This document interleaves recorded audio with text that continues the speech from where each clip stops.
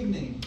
Welcome to today's promotion ceremony in honor of Captain Nicholas Pruitt, where he will be promoted to the rank of Major. My name is Sergeant Wesley Strong, and I am a proud Big Red 1 soldier and your narrator for today's ceremony. The host for today's ceremony is Lieutenant Colonel Christian L. Gatbaton, 1st Infantry Division G4. Feel free to take photos throughout the ceremony except for the playing of the national anthem. Please stand for the invocation given by Pastor Vincent Donnell and remain standing for the playing of the national anthem. Good evening. Let's bow our heads. Father God, we come to you this evening, dear Lord, gathering here for this auspicious occasion. We ask that you just bless the going out and the coming in of Major Nicholas Pruitt. We ask that you bless his leadership skills, Father God, and that he comes to you for all wisdom that he needs as he makes decisions to better those who are around him. Our Father, which art in heaven, hallowed be thy name. Thy kingdom come, thy will be done, on earth as it is in heaven. Give us this day our daily bread, and forgive us of our debts as we forgive our debtors. And lead us not into temptation, but deliver us from evil. For thine is the kingdom, and the power, and the glory, forever. Amen. Amen. Amen.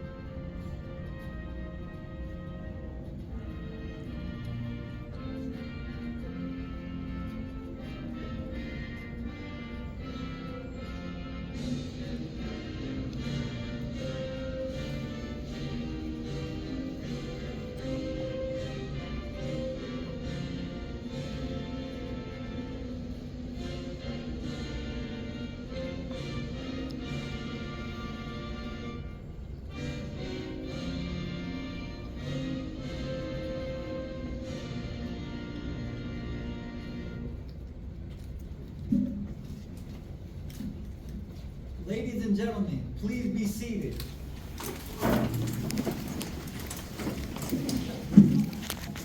At this time, we would like to recognize the distinguished guests in attendance today. Lieutenant Colonel Sean P. Dunstan and family, Commander of the 541st Division Sustainment Support Battalion. Command Sergeant Major Paul Moore, Command Sergeant Major of the 541st Division Sustainment Support Battalion. Captain Pruitt's guests, friends, and family.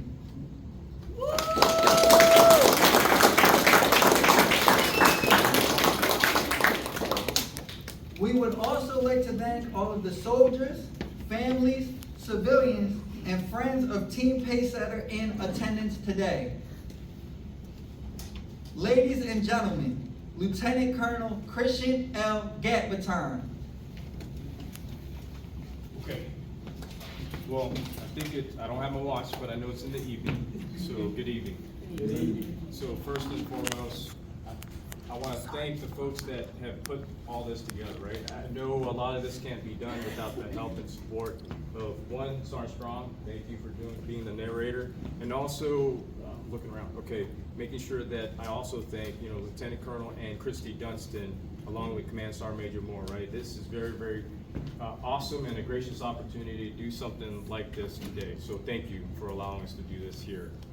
So all that to say, and I'll say a few things, and when I do, I really want to illuminate a few things about this gentleman right here. But before we do anything, in the Big Red 1, we always start off with, my name is Lieutenant Colonel Christian Gatbaton, and I am a Big Red 1 soldier fighting in America's 1st Division. So, I'm gonna say a few things, and I'm gonna, if I forget, please, forgive me, you're gonna help me out. Yes, sir. So for the folks that make this gentleman right here stand upright, and when I mean stand upright daily, there's a lot of things that go into what he does that motivates him, that gets him up to do a lot of things, right? The CG talks about a few things here. He talks about being fit, inspired, disciplined, trained, and ready. But he can't do that alone. It takes a family to get where you're at today. So this is the last time, and I want you to look at him right now. This will be the last time you see him as a captain, right? And then there's gonna be a subsequent promotion as well here today too. And so, ma'am, we talked about that second promotion, right? And so that promotion's gonna be you, okay? Okay. And so so if you know me, I always do audibles. So this is a change in the plan. It wasn't necessarily scripted, but I'm gonna add that to the ceremony as well. Okay, so Anita, thank you so much for being the bedrock, Yes. right, of this young gentleman. Well, we'll say young today. I know the family will probably agree to that as well. But on that note, Kamari, thank you, right? And Carlos, Nicholas, I'm going through the order. I know I got a lot of names. Nicholas, Gabriel, Isabel, Lucky, and Canaan. And so you don't know, please have a seat. Okay? You don't know how much your dad talks about you all, right? The family. And that is the true centerpiece of what the Army life and culture is about. So when I first met Nicholas Pruitt, Nick, he was my battalion S3. He came in, and there's a few things that I'm gonna keep out just because we were so busy, but we were all like in the dirt, getting dirty, spending time at the motor pool, training to go to our upcoming combat training center rotation, right? And so even as busy that was, he still found time to make time for his family. If there's any trait that I would tell you that's something that you could never replace, right, is a person that has faith, but also his love for his family, and then how that all ties into his service. So I go back to faith, family, and service. This young gentleman right here does all that, right? And so Nick was busy. I saw him a couple of times, and if you don't know, he was my battalion operations officer before he went on to be the battalion XO. And then now he recently transitioned to where I'm working at right now, to be my division maintenance officer. So he's going to these places now, right? And I'll talk about the importance between him being a captain at a company grade, his roles and responsibilities, and how that has to change as an organizational leader, as a field grade officer, as a major. So Nick spent, and Nick, if you get embarrassed, please, I'm sorry, but I'll tell you that in the very back, there's an office back there, and Nick was standing down there, and he's working and doing all these things. He's jamming away behind his computer. Now, the reason why I'm saying all these things is because I'm trying to make it a little bit more intimate, something that you could kind of relate to, right? Because everyone can see this every day. So Nick was behind his computer and he was typing away and doing a few things. I think it's things that I've asked him to do, right? Well, I'll tell you that regardless of the things that all the things that he had on his plate, and we were getting ready, and then he had, what was it, the stuff that we had to prepare in the motor pool, the talk, the S3 packed out. There's things that we didn't necessarily always have, like what we're supposed to have prepared for, like our actual deployment to the CTC to Fort Irwin, California. That's our place that we had to go to train. We're typically there for about 30 days or so. So he was preparing the battalion to go out there. This gentleman right here. And so in the midst of all of that, going and doing these things behind the computer, answering some emails, answering things that are important to allow us to go to the National Training Center at Fort Irwin, California. It's a bare desert. It's really, really hot. A lot of places to go and a lot of places to get lost. But it's where a premier center where you train brigade combat teams before they actually deploy. He did all of that for our battalion, so we can support a brigade combat team during rotation.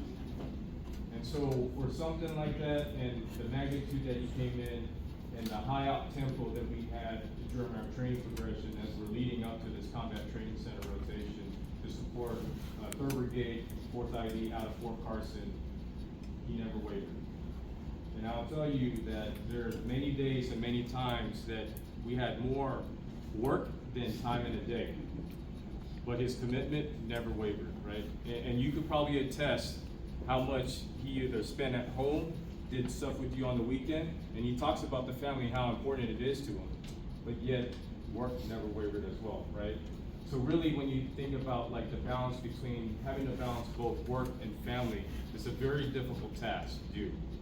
And I'll tell you, even as in my position today, and you could probably attest to it too, Lieutenant Colonel Dunstan and other leaders, Sergeant Major Moore, is not very easy to do, especially when your family is not here. And so that's why the Army family is very, very important to me, and I'm so glad it's so important to you both, right? And then the lovely family that makes up the centerpiece is really why he is here today. The love, the care, the dedication, the commitment it takes to be an Army family is not something that everyone can do. I will tell you, it's not. How many times have you PCS? 4, 5, 6. Okay. And then deployments? Okay. And then being away from home? Okay. Especially at JRTC, right? Yes. So formerly Fort Polk, now Fort Johnson. And I've been stationed out there. I tell you, it's not a place that most people would enjoy. The place itself is nice, but not being in the training area, right? So all that to say that this is very, very difficult to do as an Army family. Anita, thank you so much. No, ma'am. No, thank you, and you will get your promotion. Can we give the family a round of applause?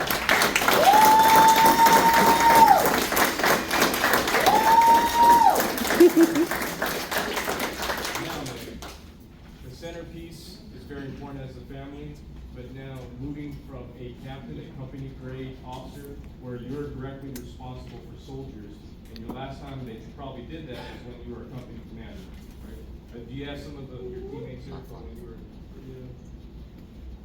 Where are they at? Oh, there we go. Okay. Chief Rock. Okay, so I'm kind of feeding some of this stuff. I'm trying to feed some of this chronological, experiences and assignments together.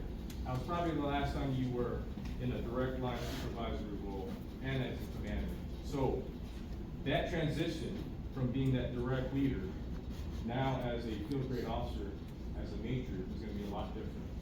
The expectations are a lot more different for a major in the United States Army. So we say a few things. Majors in the division, right, run the division. Colonels run armies, right? And so you're about to go and embark into a different career path, right? And there's going to be different expectations of you. I have no doubt in my mind that you will meet those expectations, right? And that's why it's very important to also acknowledge that you didn't necessarily get promoted today based on performance, right? So Captain Nicholas Pruitt is getting promoted to major based on his potential to serve in increased positions and responsibility. So that's another thing to equally recognize on how important it is based on the things that you've cumulatively done, right? And how it relates to your next rank, okay? And then once we're done with this today, right, the one thing that I want to tie all this stuff back to is we're going to do the oath. So the difference between the United States Army or any other military in the world is that we do an oath to the Constitution. So no other armies in the world does an oath to a Constitution. They swear an oath to people. And that's what allows us to do things differently. So we don't, swear an oath to like a king, a queen, or whatnot. It's to the U.S. Constitution. That's what makes us powerful. And we're going to do that today as well. So Nick, as we kind of as I wrap things up, right? Very, very proud of all the things that you have done. Looking forward to you being the division maintenance officer, working alongside CW5, Martin, and a few other folks as well. But I really wanted to say these things about you today in front of your loved ones and friends and other battle buddies that you have in the room, so that they can not only recognize you, but also recognize your family and your presence. On that note, Nick, let's go ahead and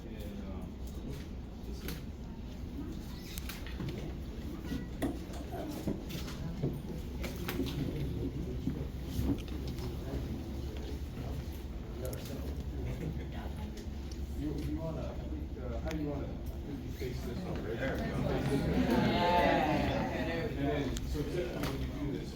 you have an option. You want your little ones up here too? 'Cause they- Yeah, bring them all up here. Yeah, come on. Come on. You over there, you over there.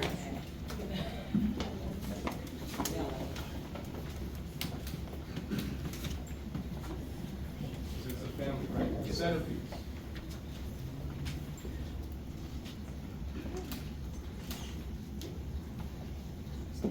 Attention order.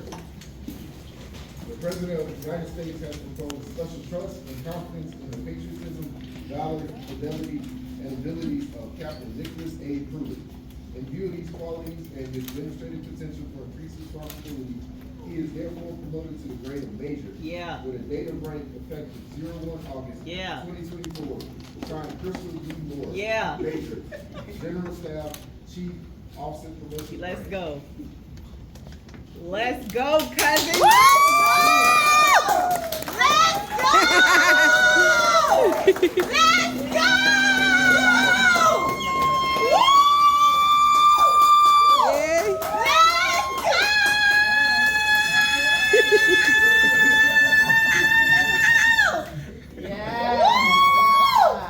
Let's go.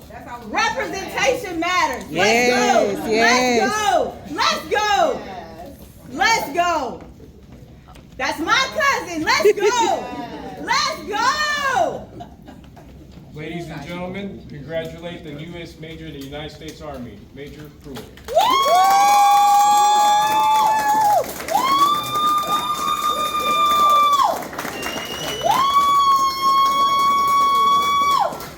Audible, right? So, everyone, please have a seat. Please have a seat. So, you know, I know you're not the commander at home.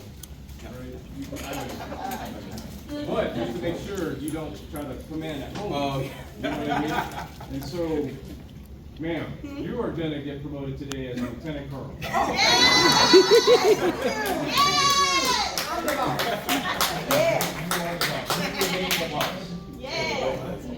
Okay, and then the next thing, Nick, I think you ought to take a quick photo op if I can, if you wanna, let's.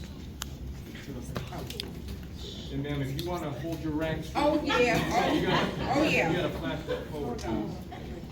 There we go, I'm ready.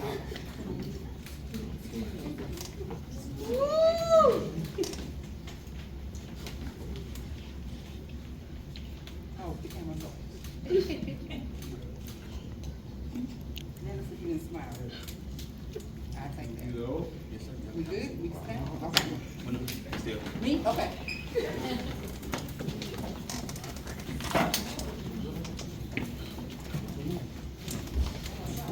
My back, look, husband. Jesus.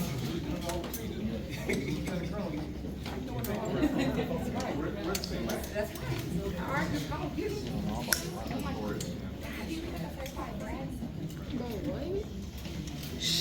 State your name. I, Nicholas A. Pruitt, I've been appointed major in the United States Army. have been appointed a major in the United States Army. Do solemnly swear Do solemnly swear to support and defend to support and defend the Constitution of the United States the Constitution of the United States against all enemies, against all enemies, foreign and domestic, foreign and domestic, and bear true faith that I bear true faith and allegiance to the same. and allegiance to the same. That I take this obligation freely That I take this obligation freely without any mental reservation without any mental reservation or purpose of evasion. or purpose of evasion.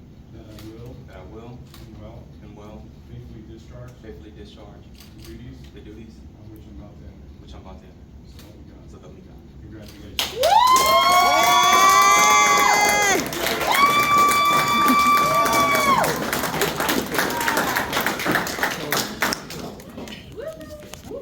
Ladies and gentlemen, for the first time, I introduce to you Major Nicholas A. Pruitt.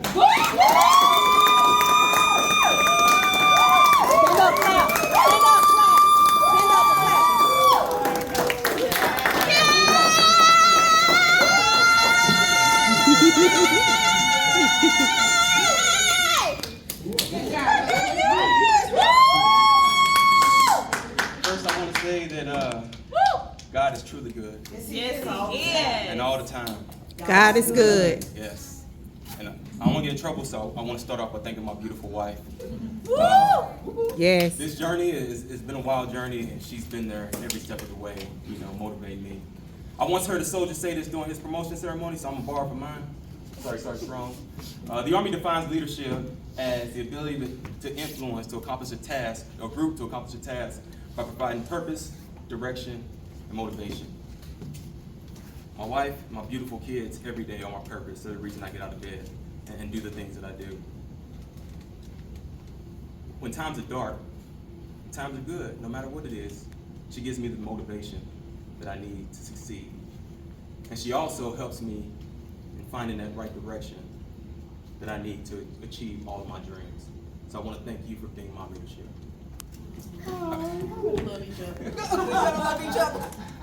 Colonel Dunstan, Sergeant Major Moore, thank you. Thank you for letting us have this here.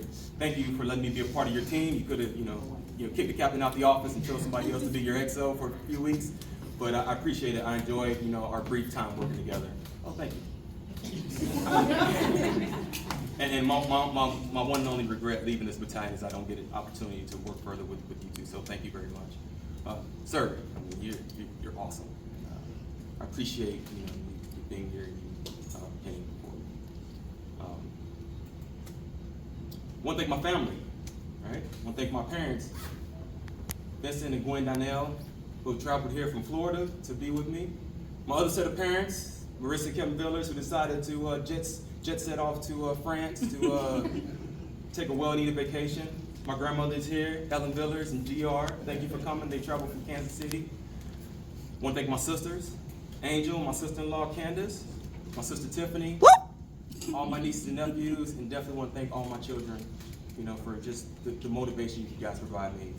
I know our house is very active. We have a lot going on, but I wouldn't have it any other way. Fortunate enough that I'm at Leavenworth right now doing ILA, but the one part that I absolutely do not like is coming home to an empty hotel room. That's because you guys truly do brighten up my life, so thank you. And thank you for everybody that came, my family and friends. I appreciate it. I got, one thing that I love about the Army is that they send you to places, you meet strangers, and those strangers become your friends, and those friends become your family. I got my Korean family here. Thank you for coming out. I got my Louisiana family. Thank you for coming out here. And that's one thing that I do love about this, is that we have family all over the world. And now I have peace in the family. So, I'm gonna say something that every pastor that I've ever seen has always said. I promise I won't be before you too long. But this is truly a long time coming. I've been putting this uniform on for the better part of 24 years, going on 25 years. And there's been a lot that has helped me get to this point.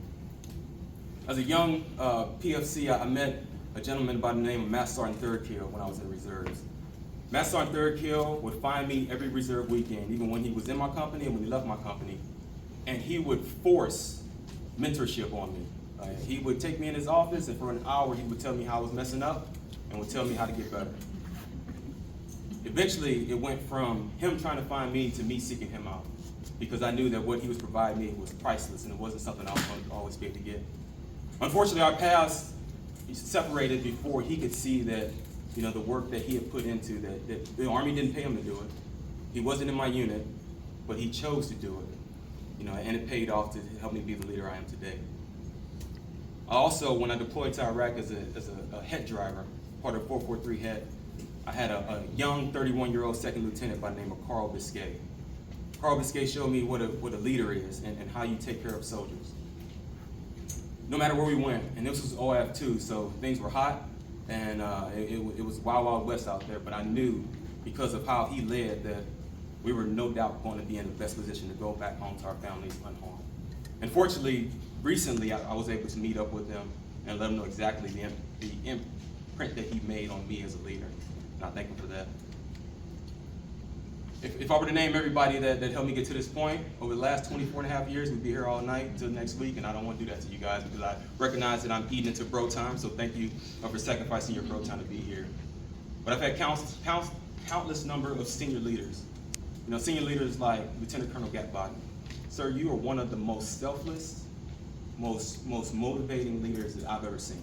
you put the development and the betterment of your subordinate leaders and your soldiers at the forefront every day. One thing I can honestly say is, we had a lot of work, but I knew that you were there to provide the guidance that we needed.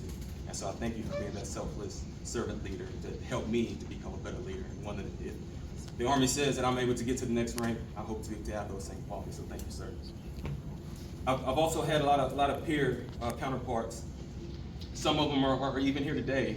I had one buddy of mine that he came down to JRTC as unit, and I was his OCT. And I guess I did a great enough job that months later he decided to come to JRTC to be a part of the task force, and I was his sponsor. Together we would serve for a couple years, and then we're now part of the Big Red One as well. A buddy of mine by the name of Major John Schmidt. And it's peers like that help you, get through the trying times. Because when Colonel G says high op tempo, I don't know if you know what that means, but it is high. This is the definition. I believe in the dictionary. Next to high op tempo, it's Fort Riley, 541st DSSB. But I thank all my peer counterparts for helping me get to this place.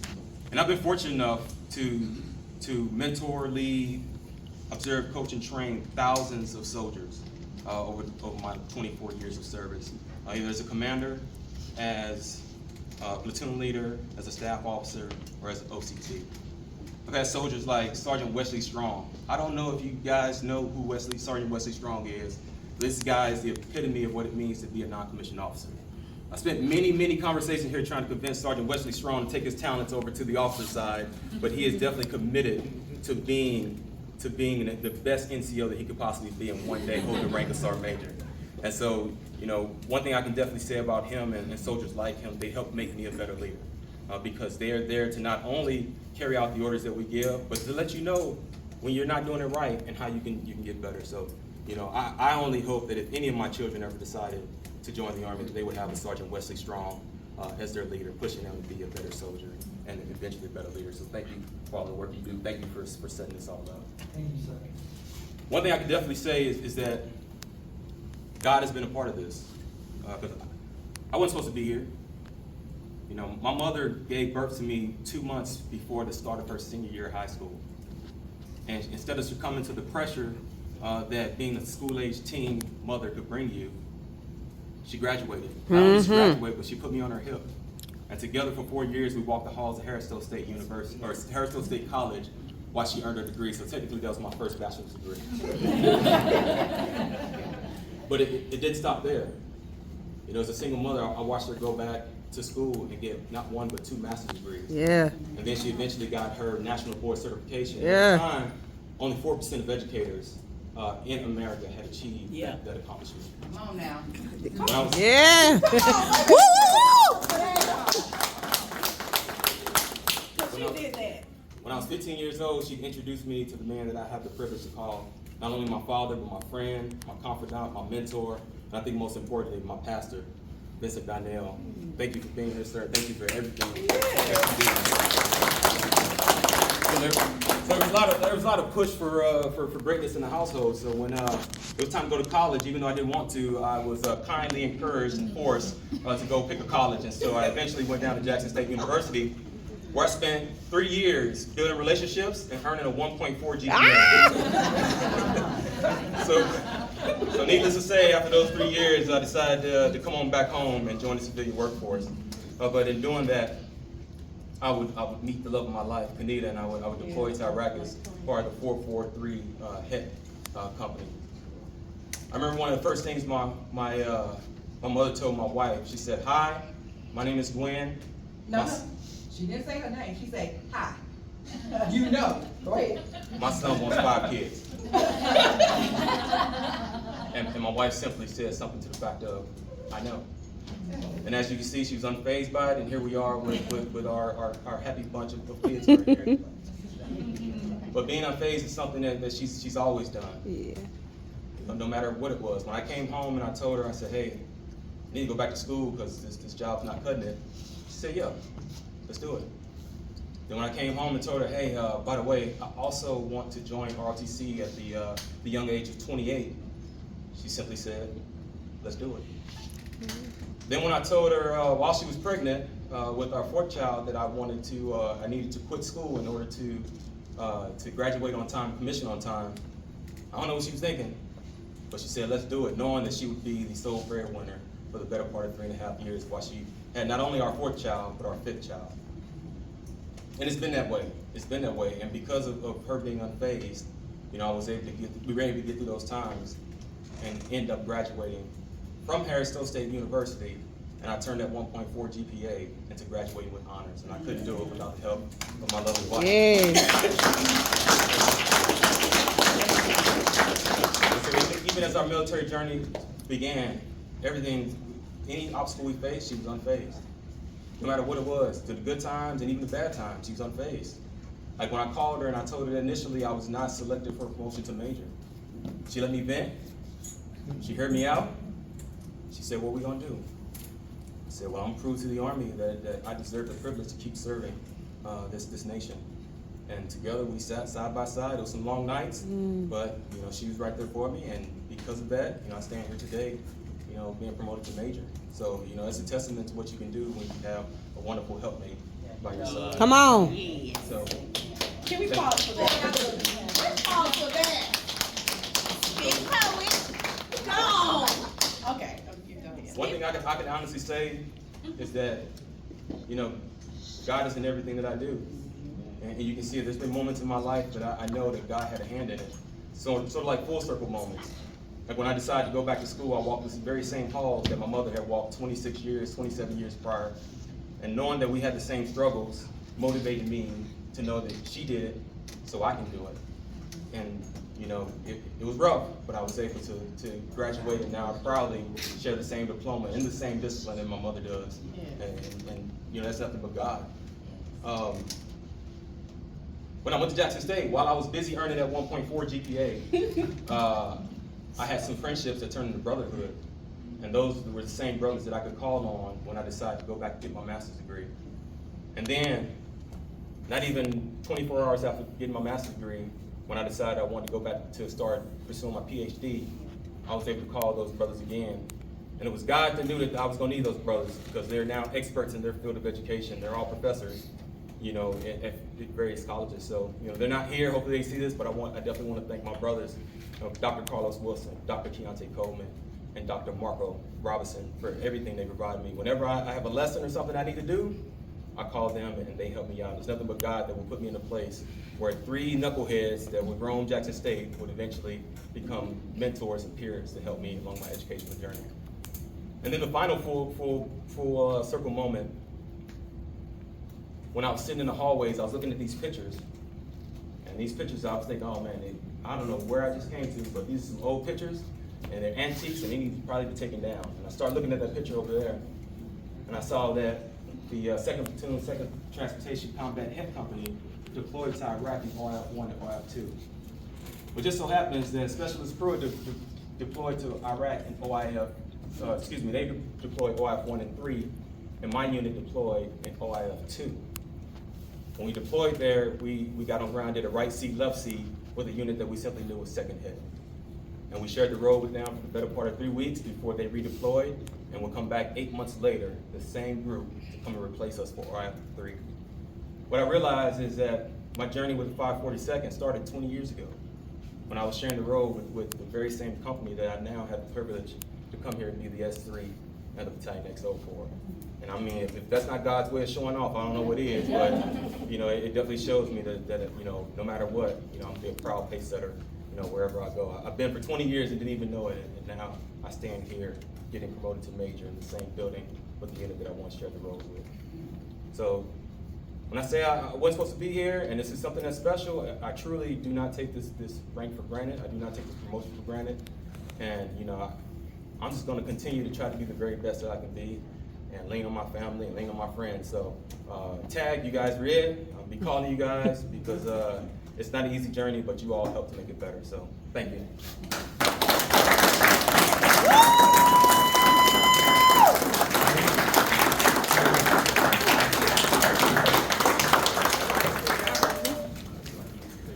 Ladies and gentlemen, please stand for the playing of the Big Red One song and Army song. Oh, I gotta sing this. Hold this. It's on record. The Army's favorite song. Hail to the brave big red one, always the first who thirsts for a fight. No foe shall challenge our right to victory. We take the field a great sight to see. Pride of the infantry, men of a great division. Forward is our tradition. Forward the big red one.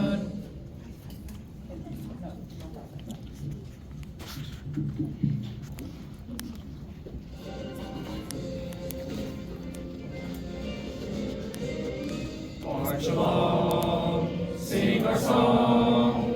We're the army of the free. Count the brave, count the true, who have fought to victory. We're the army and proud of our name. We're the army and proudly proclaim. First to Fight for the right and to build the nation's might, and the army goes rolling along.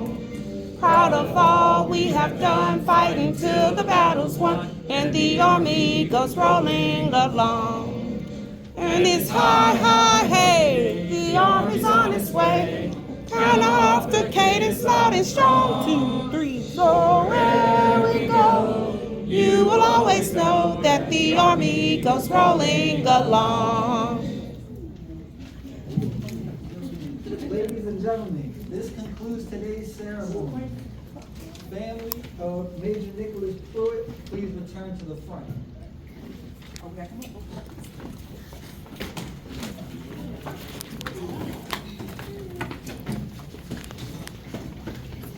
We now invite you to congratulate Major Nicholas A. Pruitt and his family, and join us for the reception here in our battalion conference room immediately following the ceremony.